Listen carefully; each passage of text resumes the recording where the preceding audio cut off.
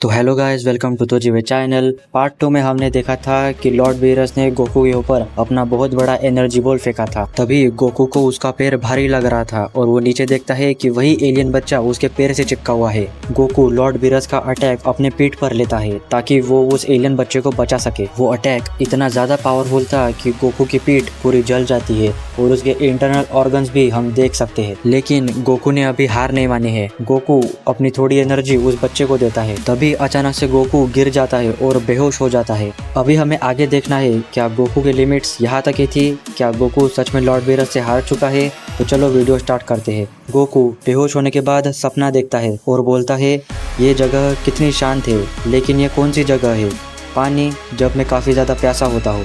फिर गोकू अपने दोस्तों को देखता है। गोकू वेजेटा से भी पूछता है, वेजेटा क्या तुम बाकी सबके साथ नहीं हो। फिर वेजेटा बोलता है तुम तो पूरी तरीके से हार चुके हो कैरोट। इसके बाद बाबा बोलती है उठो सन गोकू।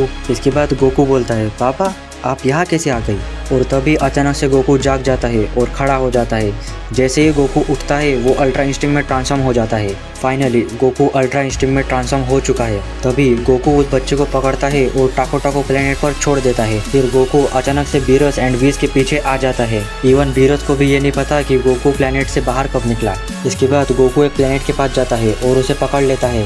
गोकू अपने अल्ट्रा इंस्टिंक्ट के ओरा से 20-25 प्लेनेट पकड़ता है और एक पावरफुल अटैक रेडी करता है। गोकू उस अटैक को बीरस के ऊपर शूट करता है। हम ये अटैक को देखकर बता सकते हैं कि ये अटैक कितना ज्यादा पावरफुल है और एक ड्रैगन का रूप ले चुका है। इवन बीरस के भी पसीने छूटने लगते हैं। वो अटैक बीरस के पास जा ही रहा था। गोकू को लगता है कि ये अटैक बीरस के लिए काफी है कि तभी गोकू के कंधे पर एक हाथ आता है और वो हाथ था लॉर्ड बीरस का। फिर लॉर्ड बीरस बोलते हैं मुझे याद भी नहीं कि मैंने कब इन दोनों ताकत को मिलाया था। मुझे तुम पे गर्व है सन गोकू। यहाँ पर लॉर्ड बीरस अपनी दोनों पावर की बात कर रहे हैं, एक गॉड ऑफ डिस्ट्रक्शन की हकाई की एंड दूसरी एंजेलिक पावर अल्ट्रा इंस्टिंक्ट जो अभी गोकू करंटली यूज कर रहा है। हम सब ये जानते हैं कि Lord Beerus half ultra instinct use करना जानते हैं। गोकू जानता है कि लॉर्ड बीरस का हाथ उसके कंधे के ऊपर ज़्यादा देर तक रहा तो फिर ये उसके लिए अच्छा नहीं रहेगा। तभी गोकू लॉर्ड बीरस के अचानक से पीछे आ जाता है। फिर लॉर्ड बीरस हंसते हुए बोलते हैं ये सब यूजलेस है, तुम मेरे लिए बस एक कछुए जितने तेज हो।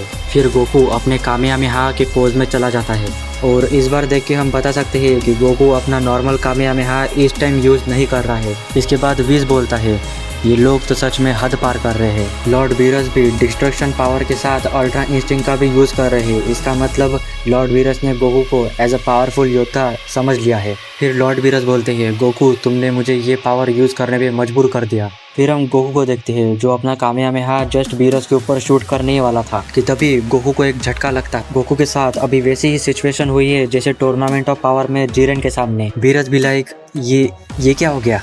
फिर गोकू नीचे गिर जाता है। इसके बाद लॉर्ड वीरस बोलते हैं मैं तो बस इस फाइट के मजे लेने ही वाला था। फिर विज बोलता है ये फॉर्म उसके लिए कंट्रोल करना अभी मुश्किल है। फिर लॉर्ड वीरस गुस्से से बोलता है विज मेरा प्लेनेट।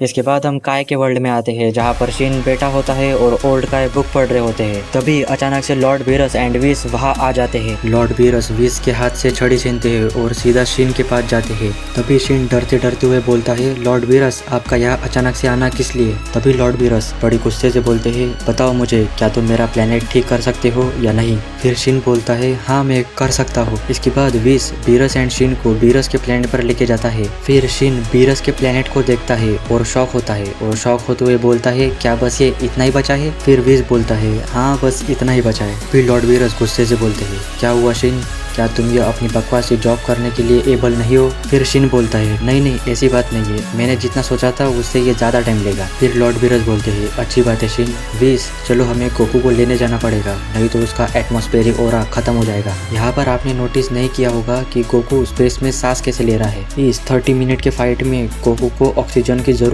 क्यों नहीं हुई, क्योंकि विस ने गोकू के आसपास एक एटमॉस्फेरिक ऑरा बनाया था जिसके अंदर ऑक्सीजन प्रेजेंट था। फिर विस बोलता है मुझे अंडर एस्टिमेट मत करना। तभी विस एंड लॉर्ड वीरस चले जाते हैं। इसके बाद हम ग्रैंड प्रीस्ट के पैलेस में आते हैं जहाँ पर ग्रैंड प्रीस्ट मौजूद है और साथ में सभी एंजल्स भी वही है। तभी ग्रैंड प्रीस्ट बोलते हैं आप सबका यहाँ पर आने के लिए धन्यवाद। हो सकता है कि आप सभी लोग जानते हैं कि मैंने आपको यहाँ क्यों बुलाया है, लेकिन एक जरूरी जानकारी है जो आप सब लोगों को नहीं पता। सबसे पहले यहाँ की एक भी बात बाहर नहीं जानी चाहिए। अगर ओमनी किंग्स को पता चला तो भारी सजा मिल सकती है। यहाँ पर ग्रैंड प्रीस्ट किस जरूरी बात की बात कर रहे हैं, क्या कोई यूनिवर्स के संबंध में है या कोई नया खतरा आने वाला है? और ऐसी कौन सी बात हो सकती है जो ओमनी किंग जेनोस को नहीं बतानी चाहिए? इन सब क्वेश्चंस के आंसर मिलेंगे हमें अगले पार्ट में, तो अगला पार्ट मिस मत करना। मिलते हैं नेक्स्ट पार्ट में।